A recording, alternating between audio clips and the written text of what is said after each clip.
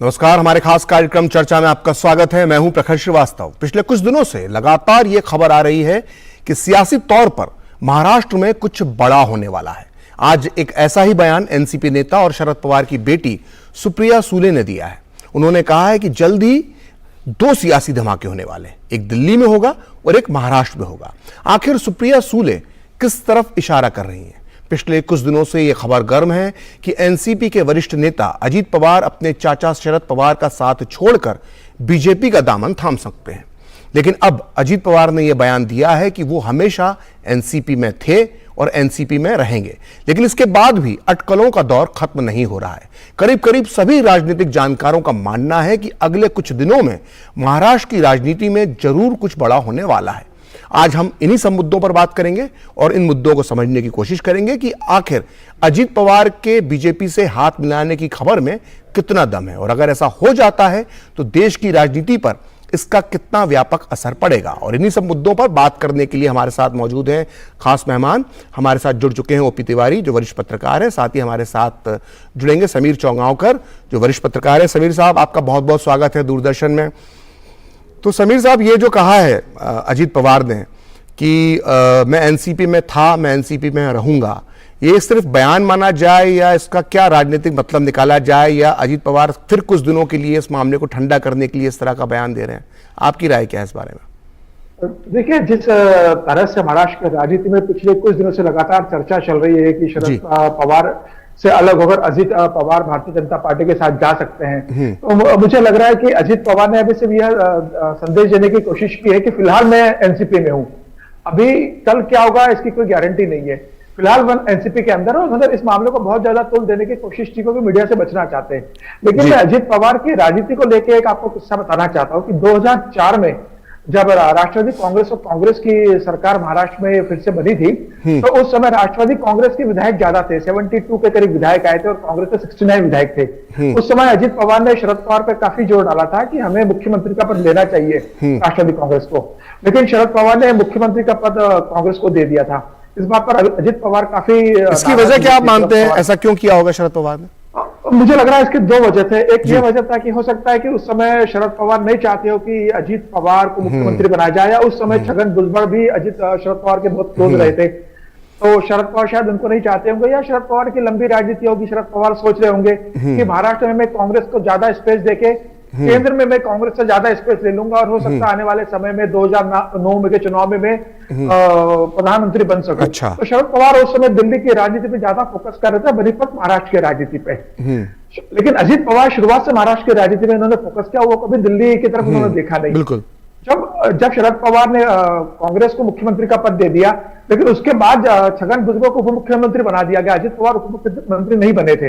इस बात पर अजीत पवार बहुत नाराज हुए थे और बाद में अजीत पवार का प्रभाव और दबाव ही था जिसके चलते छगन भुजबल को हटाकर अजीत पवार को उप मुख्यमंत्री बनाया गया था। तो अजीत पवार का पार्टी के अंदर लगातार दबदबा बनता रहा और आज की तारीख में अजीत पवार बहुत प्रभावशाली और दबंग नेता है पार्टी के अंदर। पर मुझे अब लग रहा है कि जिस तरीके से सुप्रीम कोर्ट के अंदर किसी भी समय एकनाथ शिंदे के जो 16 विधायक है उनके योग्यता का निर्णय आ सकता है, तो भारतीय जनता पार्टी मुझे लग रहा है कि सरकार बचाने के लिए और उस ऐसी स्थिति में कि अगर सुप्रीम कोर्ट का प्लान बी के तहत आप इसको कह सकते हैं। हाँ, प्लान बी के तहत अजीत पवार से बात कर रहे होंगे कि अगर ऐसी स्थिति आती है तो अजीत पवार को लेकर आएंगे और वापस सरकार महाराष्ट्र में बनी रहेगी। अच्छा, एक बात बताइए कि अजीत पवार ने जो एक बात कही है कि मैं एनसीपी में था, मैं एनसीपी में रहूंगा, इसका एक मतलब ये भी तो निकाला जा सकता है कि कहीं ऐसा तो नहीं कि पूरी की पूरी एनसीपी वो अपने साथ लेकर जाना चाह रहे हो, जिस तरह से एकनाथ शिंदे ने शिवसेना के साथ किया था, ये मतलब भी तो निकाला जा सकता है। शरद पवार की सहमति से जाएंगे। उनका कहने का तात्पर्य अब यह है कि जो पिछले 2019 में जो उन्होंने देवेंद्र फडणवीस के 80 घंटे की सरकार बनाई थी महाराष्ट्र में और उसके बाद वापिस विधायक जो लौट आए थे, अब वह परिस्थिति उत्पन्न नहीं होगी। अजीत पवार फूक फूक के कदम रखे हैं क्योंकि वो 2019 का एपिसोड देख चुके हैं और भारतीय जनता पार्टी की उस घटना को भूली नहीं है। तो अजीत पवार सारे विधायकों से पूरी बात कर चुके हैं और बड़े ज्यादातर विधायकों को यही कहना है तो आप ये कहना चाहते हैं कि आपका ये मानना है कि जो अजीत पवार जो भी कर रहे हैं वो शरद पवार का भी उसमें कहीं ना कहीं हामी है, क्योंकि हमने देखा कि ये जो पूरा महाविकास अघाड़ी के अंदर जो विवाद की शुरुआत होती है वो कहीं ना कहीं शरद पवार के बयान के बाद शुरू होती है। जो वीर सावरकर के बयान जो राहुल ने दिया था, उनके खिलाफ विवादित बयान दिए थे, उस पर शरद पवार एक स्टेप लेते हैं और समझाते हैं कि इस तरह के बयान नहीं होना चाहिए। उसके बाद फिर अडानी हिंडनबर्ग मामले में एक तरह से सरकार का समर्थन करते हैं। तो शुरुआत तो शरद पवार की तरफ से हुई है और अब जो है वो मोर्चा संभाल रहे हैं अजीत पवार। तो ये क्या चल रहा है चाचा भतीजे के बीच में? देखिए, अजीत पवार 2014 से लेके शरद पवार को इस बात के लिए कन्विंस करने की कोशिश कर रहे हैं कि हमें भारतीय जनता पार्टी के पास जाना चाहिए, हमें कांग्रेस के साथ नहीं रहना है लंबे समय के लिए। लेकिन 2019 का जो एपिसोड हुआ, जिस हिसाब से बहुमत नहीं मिला, बाद में राष्ट्रवादी के साथ सरकार बनाई थी कुछ घंटे के लिए भारतीय जनता पार्टी ने, सरकार वापस गिर गई और फिर राष्ट्रवादी कांग्रेस विपक्ष में चली गई। मुझे लग रहा है कि अब उसके बाद अजित पवार का जो गुट है, उन्होंने बहुत तेजी से शरद पवार को इस बात के लिए प्रेशराइज किया होगा या समझाया होगा कि अब समय व्यर्थ मत कीजिए, आप पूरी एनसीपी का समय की मांग है कि हमें भारतीय जनता पार्टी के साथ जाना चाहिए। अब देखना यह दिलचस्प होगा कि अजित पवार जैसे बहुत महत्वाकांक्षी लीडर है और शरद पवार भी चाहेंगे कि अगर वो एनडीए के साथ जाते हैं तो महाराष्ट्र में उनकी क्या भूमिका होगी।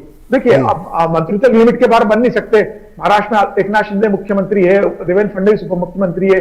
अब अगर एनसीपी जाती है घटक दलों के साथ तो एनसीपी का रोल क्या होगा?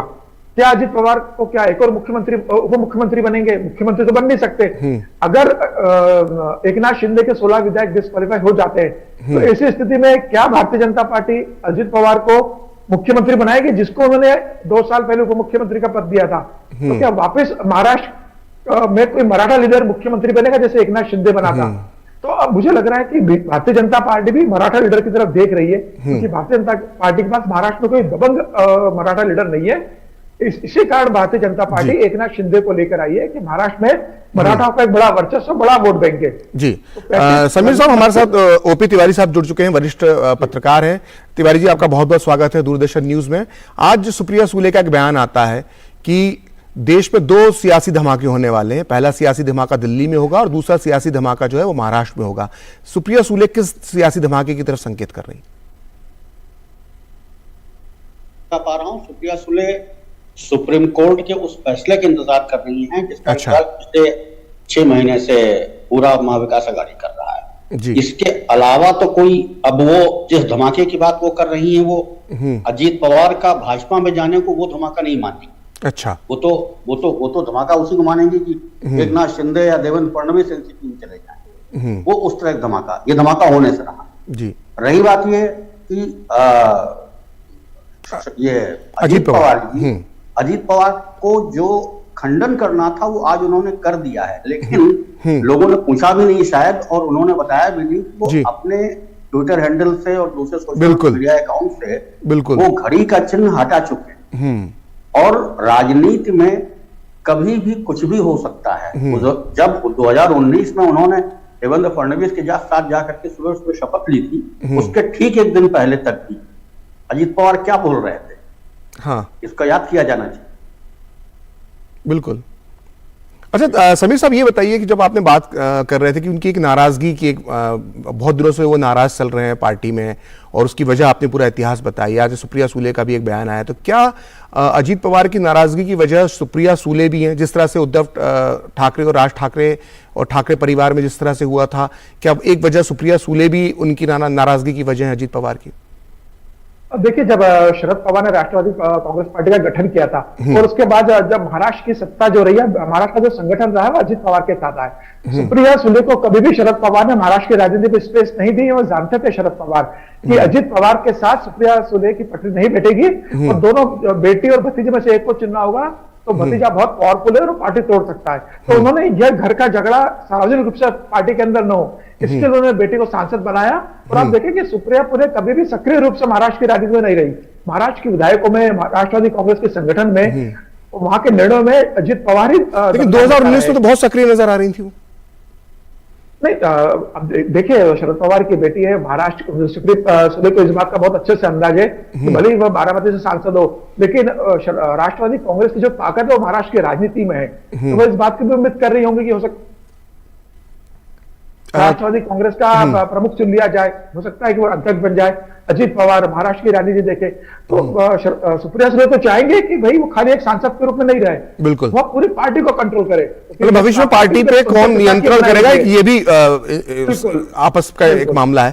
तिवारी जी मैं आपसे एक चीज जानना चाह रहा था कि क्या जो अजीत पवार का जो रुख नजर आ रहा है, जिस तरह से वो बार बार तेवर अपने दिखा रहे हैं, क्या इसकी वजह यह है कि जिन पार्टियों के साथ एनसीपी ने अपना गठबंधन बना रखा है, शिवसेना और कांग्रेस, वो दोनों ही बहुत कमजोर हो चुकी हैं। शिवसेना का जो उद्धव गुट है वो पूरी तरह से कमजोर है राज्य में, शिवसेना असली वो बची नहीं है। कांग्रेस लगातार कमजोर होती जा रही है, ऊपर से नाना पटोले जो कांग्रेस के अध्यक्ष है महाराष्ट्र में, उनके साथ भी अजीत पवार का विवाद चल रहा है। तो क्या इन जो कमजोर पार्टियां हैं इनसे छुटकारा पाने के लिए अजीत पवार कोई बड़ा कदम उठा सकते हैं, ऐसा आपको लगता है क्या? कमजोर पार्टियों का देखिए, भारतीय जनता पार्टी ने जब से ये शिंदे गुट को अपने साथ लिया है, तब से एक चीज तो तय है कि अगले लोकसभा चुनाव में भारतीय जनता पार्टी शिंदे के साथ मिलकर के 40 के ऊपर सीटें लाने का प्लान करके चल रही है जी। वो अगर ऐसी और उसी के लिए उसने जो यहाँ राष्ट्रीय स्तर पर उसका एक अभियान चल रहा है कि वो करीब 100 से ऊपर सीटें ऐसी हैं जो बहुत कम मार्जिन से जीती हैं, हारी हैं उसने, उनको इस बार जीतना है। अगर ऐसी स्थिति 40 से 45 सीटों को टारगेट लेके चल रहे हैं तो फिर कांग्रेस, एनसीपी और शिवसेना उद्धव गुट ये फिर कहीं नहीं रह जाएंगे। और ये इसका नुकसान ठीक 6 महीने बाद जब विधानसभा के चुनाव होगा तो उस समय इन तीनों पार्टियों को देखना पड़ सकता है, जो कि 2024 में भले ही द्विपक्षीय एकता राष्ट्रीय स्तर पर बहुत बड़े प्रयास किए जा रहे हों, अभी भी केसी वेणुगोपाल आकर के उद्धव से मिलकर गए हैं। शरद पवार ने आज ही कहा है वो और उद्धव जाएंगे, विपक्ष की बैठक में भाग लेंगे, उसका हिस्सा होंगे। लेकिन ये स्पष्ट दिख रहा है कि ये तीनों पार्टियां मिलकर के लोकसभा चुनाव में कम से कम मोदी का मुकाबला करने में सक्षम नहीं है। ऐसी स्थिति में अगर कहीं कोई ठौर चाहिए। अच्छा, दूसरी चीज एक और देखिए, राकांपा को विपक्ष में बैठने की आदत बहुत दिन तक रही नहीं। हर कांग्रेस, हर एनसीपी लीडर के अपने चीनी कारखाने हैं या दूसरे बहुत सारे व्यवसाय हैं, उन पर कहीं ना कहीं इतना बड़ा जब कोऑपरेटिव का साम्राज्य चलता है तो कुछ न कुछ कमी उसमें रहती ही है जिसको कि सरकारी तंत्र पकड़ सकता है। अब उसको आप ईडी का प्रेशर मानिए या सीबीआई का प्रेशर मानिए या वैसे भी उसमें इतनी कुछ न कुछ तो कमी, जब आदमी व्यापार चलाएगा और उसमें काम करेगा तो रही जाएगी। तो ये जो सत्ता से बाहर रहने का कई बार डर होता है लोगों के मन में जी, अजीत पवार इससे भी बाहर निकलना चाहते हैं। ठीक है समीर साहब, ये बताइए कि एक संजय राउत को लेकर भी नाराजगी अजीत पवार में देखी जा रही है। आज उन्होंने कहा कि हमारी पार्टी के पास प्रवक्ता है, कोई और हमारी पार्टी का प्रवक्ता ना बने। साफ साफ इशारा उनका संजय राउत की तरफ था। और संजय राउत का जो कल का बयान था, जो सामना में संपादकीय था, उसकी वजह से अजीत पवार नाराज दिख रहे हैं। और इसके पहले भी लगातार संजय राउत के बयान आए। संजय राउत की वजह से ही शिवसेना के अंदर कहते हैं कि फूट पड़ी और उसकी जिम्मेदारी भी संजय राउत पर आई थी। तो क्या एक बार फिर संजय राउत वही भूमिका निभा रहे हैं जिससे अजीत पवार बहुत नाराज है? देखिए, संजय राउत की राजनीति ऐसी रही, वो हमेशा बोलते रहे, उठपटांग बोलते रहे और लगातार किसी भी मुद्दे पर अपनी बात रखते रहे। ठीक है, शिवसेना की राजनीति करने की जो स्टाइल है उसमें संजय राउत को इतना फ्रीडम मिला हुआ है उद्धव ठाकरे के कारण कि वह किसी भी मुद्दे पर किसी भी तरीका की बात बोल सकते हैं। और लेकिन जब सरकार में थे तीनों दल, उसके बाद में वह सरकार के प्रवक्ता के रूप में कई बार उन्होंने अपने बयान दिए, जिसे एकनाथ शिंदे ने पसंद नहीं किया या शरद पवार ने पसंद नहीं किया होगा। लेकिन मुझे ऐसा लगता है कि निश्चित रूप से एकनाथ अपना ये अजीत पवार संजय राउत के बयान को पसंद नहीं कर रहे हैं, वो शरद पवार भी उनके बयानों को पसंद नहीं करते। संजय राउत के कारण उद्धव ठाकरे को जो नुकसान हुआ है वह उद्धव ठाकरे को मुझे लगता है अब भली भांति मालूम पड़ चुका होगा। और मैं यहाँ पर एक बात और बोलना चाहता हूँ अजीत पवार को लेकर और एकनाथ शिंदे को लेकर। देखिए, अभी 300 दिन का चुनाव है, लोकसभा चुनाव है। मोदी और शाह जिस हिसाब से राजनीति करते हैं और जिस हिसाब से रणनीति बनाते हैं, वह अभी एकनाथ शिंदे पे पूरा भरोसा नहीं करेंगे अगले लोकसभा चुनाव को लेकर। महाराष्ट्र में सरकार जरूर बनानी है, आज एकनाथ शिंदे के पास 12 सांसद है, तो कोई जरूरी नहीं कि उनके 12 के 12 सांसदों को भारतीय जनता पार्टी टिकट दे दे और कहे कि आप 12 सीटों पे आप चुनाव लड़ोगे। भारतीय जनता पार्टी और खास तौर से मोदी और शाह की जो सर्वे है और जो रणनीति रहती है, वे देखेंगे कि इन पे दाव लगाने पे जीतने की स्थिति में है कि नहीं। अगर नहीं होंगे तो बहुत साफ उनसे कह दिया जाएगा कि आपको हम 2 या 5 जितने सीट जीतने की स्थिति हम उतने ही उम्मीदवार देंगे, बाकी हम हमारे उम्मीदवार उतारेंगे। महाराष्ट्र के विधानसभा चुनाव जब लोकसभा चुनाव के बाद आएंगे, तब आपके साथ हम सीटों का तालमेल कैसे करना है, कहां आपके उम्मीदवार उतारना है, वो देखेंगे। केंद्र की राजनीति के लिए और प्रधानमंत्री पद के लिए किसी भी तरीके से रिस्क अमित शाह और मोदी नहीं लेंगे। मुझे लगता है कि एकनाथ शिंदे की स्थिति अभी लोकसभा चुनाव में ही पता पड़ जाएगी। अगर उससे पहले बीएमसी के चुनाव होते हैं, अभी डिसीजन हुआ नहीं है, महाराष्ट्र में नगर निगम चुनाव अगर लोकसभा चुनाव के पहले करते हैं, तो उसमें भी एकनाथ शिंदे की ताकत कितनी है, क्या वह सिंबल लेने के साथ साथ उद्धव का वोट बैंक भी अपने पास दे पाए कि नहीं, उद्धव ठाकरे को वोट के रूप में भी कमजोर कर पाए कि नहीं। अगर उद्धव ठाकरे वोट बैंक के रूप में मजबूत रहते हैं अगर नगर निकाय चुनाव में, तो मुझे लग रहा है कि एकनाथ शिंदे के लिए बहुत मुश्किल होगा अमित शाह और नरेंद्र मोदी के साथ चलना, क्योंकि ऐसी स्थिति में भारतीय जनता पार्टी दूसरे विकल्प की ओर विचार करने लगेगी, या फिर एकनाथ शिंदे को रखेगी जरूर साथ में, लेकिन लोकसभा अपनी ताकत और भी पहले से ज्यादा बढ़ाने की वो कोशिश करेगी। फिलहाल एक वक्त एक ब्रेक का है, ब्रेक के बाद भी ये गंभीर चर्चा जारी रहेगी।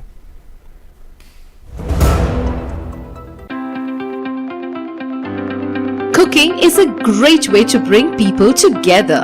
But have you ever thought about the heart of your kitchen? The LPG gas stove? My LPG stove is the source of heat needed to cook my favorite meals. My stove meets ISI and BIS standards and has special pan support, spill tray and specially designed flow valve, making it capable of achieving maximum efficiency, leading to reduction in cooking fuel cost to half compared with conventional fuels. So now I happily enjoy cooking. Enjoy a healthy meal by cooking happily with LPG stoves. Use ISI marked LPG stove. Save energy and cooking time for your family. शुरू करो, डालो बुनियाद, घर महल नजर आएगा। Wonder लाइए, wonder अपनाइए, फर्क नजर आएगा। वंडर सीमेंट, फर्क नजर आएगा। ये है भुलक्कड़ भास्कर। भास्कर, तुमने मेल तो भेज दी पर रिपोर्ट ही अटैच करना भूल गए। पापा मेरा फुटबॉल मैच और आप फुटबॉल में हवा भरवाना भूल गए। आज फिर से गीजर चलाना भूल गए। बहू वो पीएनबी का नंबर क्या है? 1800 पीएनबी का नया टोल फ्री नंबर 1800 ब्रेक के बाद एक बार फिर आपका स्वागत है और हम बात कर रहे हैं महाराष्ट्र में मचे सियासी घमासान की, और हमारे साथ मौजूद है दो खास मेहमान। तिवारी साहब, मैं आपसे जानना चाहूंगा, क्योंकि सवाल मैंने पहले समीर साहब से भी पूछा था जब आप हमारे साथ चर्चा में नहीं जुड़े थे। मेरा सवाल ये है कि क्या अजीत पवार जो है सिर्फ एक चेहरा है और पीछे से सिर्फ सारी रणनीति है वो इस वक्त शरद पवार बना रहे? इसको मैं पूरी तरह नहीं कह सकता, कारण जी।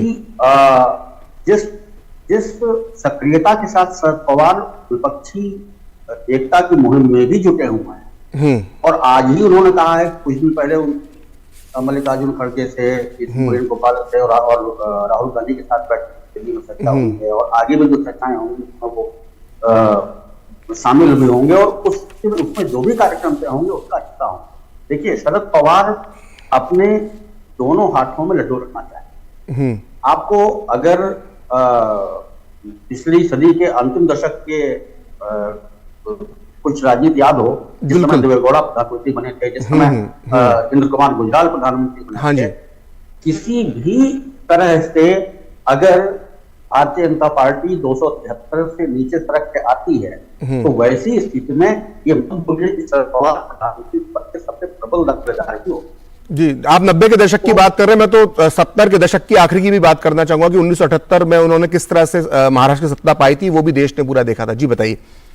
जी, ये जो वो दोनों हाथों में लड्डू की बात जो मैंने की, तो वो विपक्ष में भी अपना एक स्थान बना के रखना चाहते हैं, और जिस समय अगर मान लीजिए वो लॉटरी नहीं निकली या वहां दाल नहीं गली, तो उनके पास तो 1000 बहाने हमेशा तैयार है। जैसे अभी एक हफ्ते पहले ही जिस तरह से उन्होंने अडानी के मुद्दे पर उद्धव से या कांग्रेस से अलग अपनी राय रखी, या 2019 में अचानक उन्होंने भारतीय जनता पार्टी को बाहर सपोर्ट कर दिया, तो इस तरह के विकल्प देश के हित के लिए, महाराष्ट्र के हित के लिए उनके पास हमेशा तैयार है। समीर साहब, दो विधायक हैं जो समर्थक माने जाते हैं अजीत पवार के। इनमें से एक है अन्ना बनसोड़े और दूसरे हैं माणिक राव कोकटे। इन दोनों के जो बयान आज आए हैं, इन्होंने कहा है कि अजीत पवार जिस तरफ जाएंगे उस तरफ हम जाएंगे। तो उनके नेता तो कह रहे हैं कि मैं एनसीपी में ही रहूंगा, लेकिन जो समर्थक विधायक हैं, और ये ऐसे बनसोड़े तो वो थे जो उनके शपथ ग्रहण जो समारोह जा रहा था जिसमें 80 दिन में सरकार 80 घंटे के लिए सरकार में थे, उसमें राजभवन के अंदर भी मौजूद थे वो। तो जब समर्थक विधायक अलग भाषा बोल रहे हैं और अजीत पवार आज अलग भाषा बोल रहे हैं, ये क्या है? देखिए, अजीत पवार के विधायक ने जरूर वक्तव्य दिया, और अजीत पवार के एक और बहुत समर्पित विधायक थे धनंजय मुंडे, हाँ, जो पहले भाजपा में रहे थे और अजीत पवार के बहुत ट्रस्टेड है। उन्होंने भी 4 दिन पहले उन्होंने कहा है कि अजीत पवार जो निर्णय लेंगे हम उसके साथ जाएंगे, और अजीत पवार आने वाले समय में कुछ बेहतर निर्णय लेंगे प्रदेश को लेकर, ये उन्होंने स्पष्ट रूप से कहा है। तो मुझे लग रहा है माणिक राव कोकटे ने तो आज ये तक कह दिया है कि अगर वो भाजपा में जाते हैं तो ज्यादातर विधायक उनके साथ चले जाएंगे, ये यहां तक बयान दे दिया। बिल्कुल बिल्कुल, मुझे लग रहा है कि लगातार जो 1.5-2 साल का समय रहा है, अजीत पवार ने इसके अंदर अपने विधायकों के साथ लगातार मंथन किया राष्ट्रवादी कांग्रेस पार्टी के अंदर, और आज वो विपक्ष के नेता भी है, मतलब पार्टी के सबसे बड़े नेता वही है। तो मुझे लग रहा है कि विधायकों की राय उन्होंने ले ली है और विधायक उनके पीछे एकत्रित हो गए। अब अजीत पवार जो भी निर्णय लेंगे उसके साथ जाएंगे। मुझे लग रहा है अजीत पवार इस समय शरद पवार को यह समझाने की कोशिश कर रहे हैं कि अब हमें कांग्रेस का साथ छोड़कर और उद्धव गुट का साथ छोड़कर और एनडीए का साथ जाना चाहिए, भारतीय जनता पार्टी के साथ जाना चाहिए। मुझे लग रहा है सिर्फ ये इतना वक्त है कि शरद पवार कब इस बात पर अपनी सहमति देते हैं, और खुद अजीत पवार चाहते होंगे कि शरद पवार खुद इस बात का ऐलान करें कि हम अगाड़ी से अलग हो रहे हैं और अब हम इंडिया का हिस्सा बनने जा रहे हैं। जो 2019 के चुनाव के समय जो सरकार गठन के बाद जो हुआ था कि शरद पवार के बयान आ गए थे अजीत पवार के खिलाफ, मुझे लग रहा है वह स्थिति लाने से अजीत पवार बचेंगे, तो शरद पवार को साथ में लेकर जाएंगे इस बार। भले उन्हें थोड़ा समय लगेगा, लेकिन वो शरद पवार को लेके जाएंगे। वो ऐसी स्थिति नहीं करेंगे कि मैं 40 विधायक ले जाऊं और बाद में सारी सिंपैथी शरद पवार के साथ रहे और चुनाव में फिर शरद पवार को उसका बेनिफिट मिले, या मुझे जनता के बीच जाकर इस बात को क्लेरिफाई करने में बहुत मुश्किल हो अपने क्षेत्र में, क्योंकि अजीत पवार उसी क्षेत्र में जाएंगे जहां से शरद पवार बहुत मजबूत है, पश्चिम महाराष्ट्र से। अलग से तो क्षेत्र अजीत पवार का ही नहीं, तो अजीत पवार शरद पवार को कन्विंस कर उनको साथ लेकर सहमति से पूरी राष्ट्रवादी कांग्रेस पार्टी इस बार भारतीय जनता पार्टी के साथ एनडीए के साथ जाएगी। तिवारी जी, जो समीर साहब जो बात कह रहे हैं कि अगर शरद पवार भी एनडीए के साथ चले जाते हैं तो इसका राष्ट्रीय राजनीति में कितना असर पड़ेगा? क्योंकि इस वक्त तो ऐसा लग रहा है कि शरद पवार बड़े सक्रिय हैं विपक्षी एकता को लेकर, तो फिर तो विपक्षी एकता जो है वो तो उसका तो बहुत नुकसान हो जाएगा, खतरे में पड़ जाएगी पूरी तरह से। देखिए ऐसा है कि बिल्कुल निकट भविष्य में मुझे शरद पवार के जाने का कोई संभावना नहीं दिखती। और ये बात अभी संजय राउत ने जो अपने कॉलम रोक टोक में जो लिखा है कि उद्धव और की जब और साहब ने कहा कोई व्यक्तिगत हैसियत नहीं करता है तो भी हम भाजपा में नहीं जाएंगे, ये निश्चित रूप से ये बात तो उठी होगी ना वहां उस बैठक में। हालांकि संजय राउत की बात पर कितना भरोसा किया जाए कितना नहीं किया जाए, फिर भी अगर मान लेते हैं, अगर मान लीजिए चलिए आप कह रहे हैं शरद पवार नहीं जाएंगे, मेरा सवाल आप सुनिए, अगर आप शरद पवार मान लीजिए नहीं जाते हैं एनडीए के साथ लेकिन अजीत पवार चले जाते हैं, तो जो व्यक्ति विपक्षी एकता के लिए मुहिम चला रहा है अगर वो अपनी पार्टी एक नहीं रख पाता तब भी तो असर पड़ेगा ही ना। असर पड़ सकता है, जरूर पड़ेगा, लेकिन ये इसमें अगर कोई बड़ा डेवलपमेंट होगा तो वो सुप्रीम कोर्ट का जो फैसला आने वाला है उसी पर होगा। कि अगर सुप्रीम कोर्ट का फैसले में ये 16 विधायकों को सुप्रीम कोर्ट कह देता है कि अब आपकी वैलिडिटी नहीं है, तो उस समय सरकार को बचाने के लिए हो सकता है कि अजीत पवार और शरद पवार कोई निर्णय तुरंत। जी समीर साहब, यही सवाल मैं अगर आपसे पूछूं कि अगर जिस तरह से अगर मान लीजिए दोनों स्थितियों की हम बात करें कि शरद पवार और अजीत पवार दोनों एनडीए के साथ चले जाते हैं या फिर अजीत पवार अकेले एनडीए के साथ जाते हैं या बीजेपी के साथ हाथ मिलाते हैं, इन दोनों स्थितियों में देश की राजनीति पर इसका क्या असर पड़ेगा? देखिए, भारतीय जनता पार्टी या एनडीए नरेंद्र मोदी की पहली कोशिश होगी, अमित शाह की पहली कोशिश होगी कि विपक्ष की जो एकता की बात दिल्ली में हो रही है उसे तगड़ा दिया जाए। शरद पवार इस बात को लीड करने की कोशिश करे विपक्षी एकता का। अब देखिए, शरद पवार बहुत मतलब कहते चतुर राजनीतिज्ञ है, वह विपक्ष की एकता क्यों करना चाह रहे हैं? वो चाहते हैं कि भाई विपक्ष की एकता हो तो आने वाले समय में मुझे कोई इसका बड़ा हिस्सा मिले जब मैं बड़ा नेता बन के उभरूं। लेकिन शरद पवार के लिए विपक्षी एकता का नेता बनना लगभग असंभव है। आज उनके पास सांसद इतने नहीं है और आने वाले लोकसभा चुनाव में भी वो इतने सांसद नहीं जी सकते। आज देखिए कांग्रेस के बुरी स्थिति में भी, मतलब आपातकाल में भी कांग्रेस को 24 सीटें मिली, उससे ज्यादा 155 सीटें मिली थी। आज कांग्रेस 55 सीटों पे बैठी हुई है, तो राष्ट्रवादी की उससे ज्यादा सीटें तो आएंगे नहीं। तो शरद पवार उम्र के जिस दौर में पहुंच गए और जिस हिसाब से शरद पवार का स्वास्थ्य है, वो प्रधानमंत्री पद के उम्मीदवार तो किसी हालत में बनेंगे नहीं। ममता बनर्जी उन्हें स्वीकार नहीं करेगी, अरविंद केजरीवाल एक्सेप्ट नहीं करेंगे, नीतीश कुमार खुद उन्हें प्रधानमंत्री नीतीश कुमार नहीं करेंगे, कांग्रेस खुद उन्हें नहीं करेगी, क्योंकि इन सब पार्टियों के सांसद शरद पवार से ज्यादा रहेंगे। तो शरद पवार भी जानते हैं कि आज वह इस स्थिति में नहीं है कि महाराष्ट्र की 48 लोकसभा सीटों में से 35 सीटें राष्ट्रवादी को जितवा सके। इसके कारण शरद पवार, मुझे लग रहा है उनका पूरा ध्यान महाराष्ट्र की राजनीति में रहेगा। तिवारी जी कुछ बोलना चाह रहे हैं? तिवारी जी समय का अभाव है, 1 मिनट में अपनी बात कह लीजिए। मैं सिर्फ इतना कहना चाह रहा हूं, आपको मैं फिर से वही देवेगौड़ा और गुजराल का दौर याद दिलाऊंगा। और आज भी शरद पवार की जो मित्र मंडली राष्ट्रीय स्तर पर है, वो जितनों का नाम अभी समीर जी ने लिया है कि नीतीश कुमार तैयार नहीं होंगे, तैयार नहीं होंगे, वो तैयार नहीं होंगे, जब सभी एक दूसरे पर तैयार नहीं होंगे तो सबके साथ मिल करके अगर एकमत होना होगा तो उसमें पवार आज ही प्रधानमंत्री पद के सबसे प्रबल दावेदार हैं विपक्ष की एकता में। मतलब विपक्ष की तरफ से उम्मीदवार हो सकते हैं, विपक्ष की तरफ से नाम हो सकते हैं। खैर, हम इस चर्चा को यहीं विराम देंगे क्योंकि समय का अभाव है। आप दोनों हमारे साथ जुड़े, इसके लिए बहुत बहुत धन्यवाद। धन्यवाद। तो भारतीय राजनीति में कहा जाता है कि शरद पवार की सियासत को समझना इतना आसान नहीं है और अब यही बात उनके भतीजे अजीत पवार के बारे में भी कही जाने लगी है। 2019 में जो उन्होंने किया था उसके बाद वो अब क्या कदम उठा ले ये किसी को नहीं पता, लेकिन इस बार लग रहा है कि महाराष्ट्र में एक बार फिर सियासी धमाका होने वाला है, जैसा कि सुप्रिया सूले ने कहा है। फिलहाल इस खास कार्यक्रम में इतना ही। आप देखते रहिए डीडी न्यूज।